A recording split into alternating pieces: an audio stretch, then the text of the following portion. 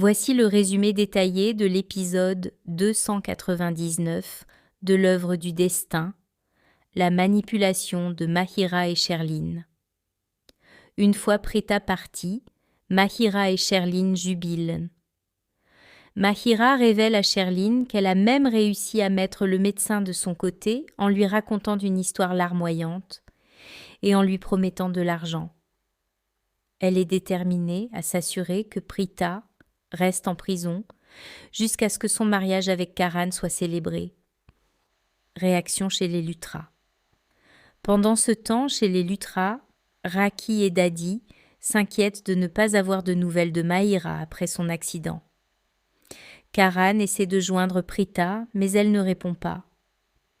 Il finit par apprendre par sa tante Karina que Mahira est au City Hospital et s'y rend avec Raki. Le choc chez les Arora, Srishti appelle sa famille en pleurs pour annoncer la terrible nouvelle. Prita a été arrêtée pour tentative de meurtre sur Mahira. Sarla est dévastée et s'en veut d'avoir laissé sa fille retourner chez les Luthra. Elle part immédiatement pour le commissariat, bien décidée à prouver l'innocence de sa fille. Karan face à l'accusation. À l'hôpital, Karan arrive au chevet de Mahira. Lorsqu'elle lui raconte que Prita l'a poussée sous un camion, Karan refuse d'abord d'y croire, affirmant que Prita est incapable d'un tel acte. Cependant, Karina et Ramona insistent sur le fait que Mahira dit la vérité, laissant Karan dans un profond désarroi. L'obstination de Karan et Raki, l'accusation de Mahira et sa mère Ramona contre Prita. Karan reste toutefois sceptique. Il refuse de croire que Prita aurait pu tenter de tuer Mahira. Mahira essaie de le convaincre en racontant que Prita l'avait menacé le jour de la cérémonie de la Mehndi. De son côté, Raki exprime également son doute. Bien qu'elle voie Mahira blessée, son cœur lui dit que Prita est incapable d'un tel acte. Cependant, Karina et Sherline insistent pour que Prita soit punie par la loi. Le soutien infaillible de Sarla. Au commissariat, Sarla et Srishti retrouvent Prita derrière les barreaux. La scène est chargée d'émotion lorsque Sarla assure à sa fille qu'elle ne la croit pas coupable, même si le monde entier ou Dieu lui-même disait le contraire. Sarla promet de devenir un bouclier pour protéger ses filles contre toute injustice. Les manipulations de Sherline continuent de tirer les ficelles.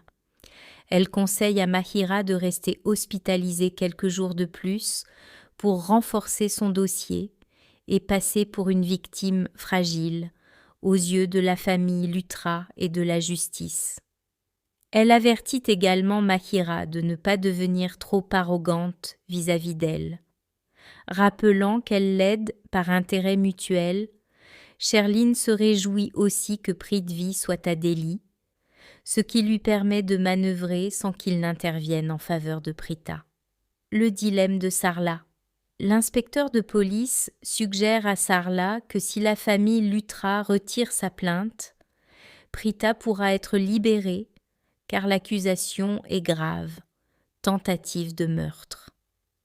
Prita implore sa mère d'aller leur parler, espérant qu'ils l'écouteront. Sarla, qui avait pourtant juré de ne plus jamais mettre les pieds chez les Luthra, décide de rompre son serment par amour pour sa fille et accepte de tenter une médiation. L'espoir de Prita Sarla part vers la maison des Luthra, laissant Prita dans l'attente. Prita espère de tout son cœur que sa mère réussira à les convaincre et que la vérité finira par éclater. À l'hôpital, promesses et déceptions. Ramona, la mère de Mahira, qui fait un malaise à l'hôpital. Karan l'aide et décide qu'elle doit rentrer se reposer pendant qu'il veille sur Mahira. Karan, se sentant coupable de la situation, promet à Mahira qu'il va tout arranger et qu'elle n'a plus à s'inquiéter de Prita. Pendant ce temps, Srishti tente désespérément de joindre Karan par téléphone pour lui expliquer l'innocence de sa sœur.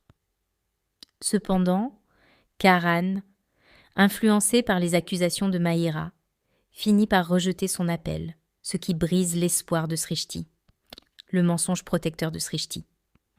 Au commissariat, Prita attend avec impatience de savoir si Karan va l'aider. Voyant l'espoir dans les yeux de sa sœur, Srishti n'a pas le courage de lui dire que Karan a refusé de répondre.